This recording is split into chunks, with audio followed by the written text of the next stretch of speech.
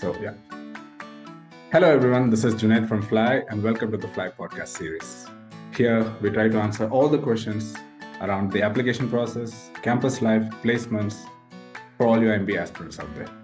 So, in this episode, we have someone who's just got the doctor order.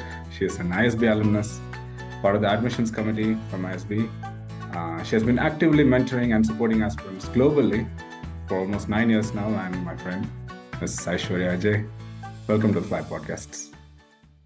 Thank you for having me. It's our pleasure.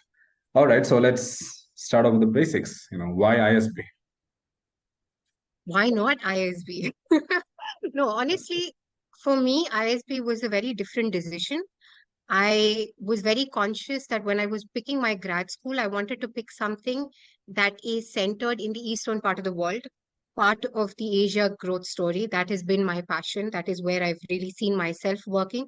So I was very conscious that geographically it had to be in this continent. Why I say that is because my undergrad was in the western part of the world. So I wanted to create a balance of sorts. So the first criteria was who is the best in the APAC story? ISB, come on, unbiased opinion, Great, yeah. right? And then the faculty was my second thrust point. I was like, I don't want to be in classes that are dated. I'm not that kind of a student who can just keep reading books and not have any application-oriented learning.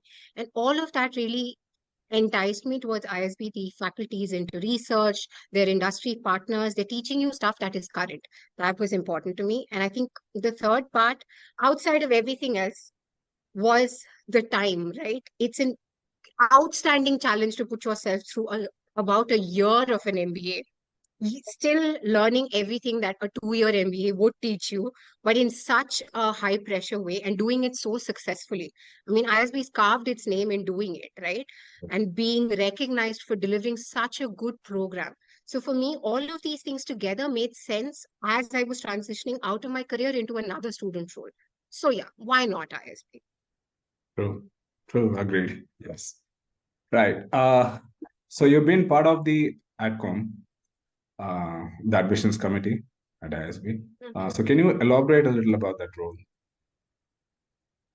Yes, so this is a unique thing that ISB does from a B school standpoint. It involves its current cohorts and its alumni pool into the admissions process at different stages. So when I was a student at ISB, I was part of the admissions committee as the student leader responsible for it, which means every engagement done by the current cohort was going to be my responsibility. Reading the essays, making sure that there is social media engagement, there is marketing, there is info sessions. Now, a lot of the info sessions at that point were also on campus because this was pre-COVID. So making sure there are speakers for that, there is a panel for that, connecting with alumni and making sure that that industry connect stays from an admission standpoint was my charter. So yes, I've been part of the admissions committee and I wouldn't trade it for the world. So maybe, for the benefit of the viewers, the potential aspirants, help us understand the most important factor as an outcome that looks in a candidate, maybe during the admission process, during the interview process. So yeah. So this is also where a lot of myth busting comes in. I've had this conversation multiple times. People are always like, okay, is my GMAT or GRE score the final word on my application? No, ISB is beautiful in the way that they've designed a process that looks at you as a candidate holistically. It is not trying to find reasons to say no to you. It's actually trying to find reasons to see the best of you. And this is through your application and interview process. Every component is thoroughly reviewed. Every component is looked into as a positive for you. So if your GMAT score has been high, low, doesn't matter beyond the gatekeeping part. So there is nothing that, oh, if I get a 720, that's the only time ISB will look at me. No, not at all. Not at all. So that I think is the foremost thing I want to put out there. But the second thing I want to put out there is you as a candidate should be able to highlight different aspects of your life. Professionally and educationally, your achievements. It could be something in sports as well. A lot of people ask me that, I am great at sports. Is it valid to put it on my ISB application? Absolutely, why not? That gives us a very good view into the person you are, what kind of values you bring in, and what is your go-getter mentality. For example, from sports, you can easily gain that. These are all aspects that are considered for your admissions. The end goal is to make a cohort that derives the most value out of each other, not just to get in the top scorers of a particular exam into the school. Yeah. Okay. So it's a little different this year that the ISB has changed its essay questions, right? It puts the spotlight on you, focus more on the personal growth as a candidate. So given that you've been on Mhm. both sides of the game, what would be your approach in answering these essays?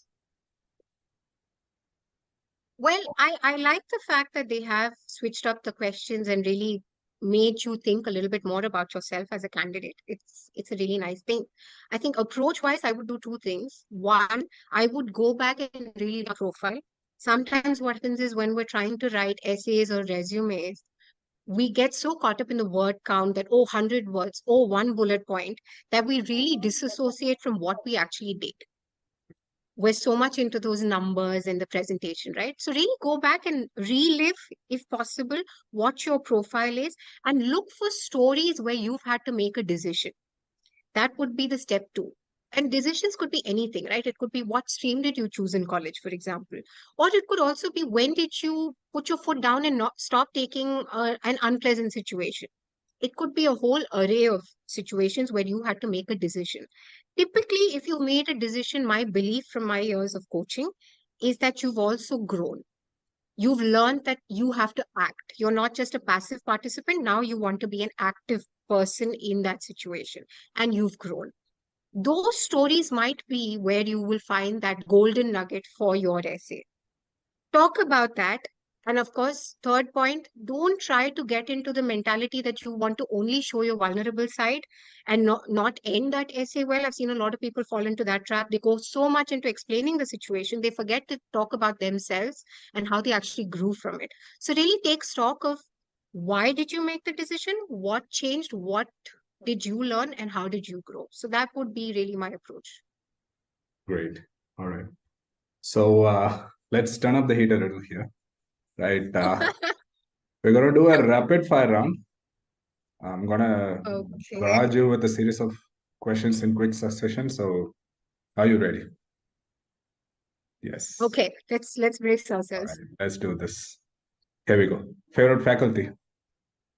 You didn't have to burn me here, but okay. I'm going to pick three. Bear with me. I'm going to pick three across domains. Go I'm going ahead. to say marketing, Arunachalam. Right. He is a rock star. I would say for ops, Milan Soni, God. He is still God. I will still bow down to him after DMOP. For those of you who know, they know. And strategy is really tough to pick. I would say Professor Siddharth Sharma would be one of my favorites. He taught me CDMA. Amazing. So I think that kind of answers the next question, favorite course as well. Don't kill me like this. I'm so happy that does. Right. So one myth about ISB that got busted during your time on the campus. One myth. Well, well, the myth would be that the year of transformation isn't just a marketing plug. It is the truest way to define the place. Right. One unknown fact, or not so common fact about ISB. It's not only a consulting school. Not. It's a lot more than that. I mean, you and I are examples for that. Great. I swear. Talk to us about this. So something one must do at ISB. O week for sure. Please attend with all your heart and be your most uh, rambunctious self, I guess. Something one must not do at ISB. Oh, get intimidated. Don't get intimidated. Just because other people tend to talk more often or faster doesn't mean that you don't have something valuable to say. Go ahead and say it. So one ISB thing, ISB practice that you really like. Okay, this is a debatable one, but I would say cheat sheets, not because of the obvious cause. Say because it really does reflect that ISB is not trying to make you a rote learner.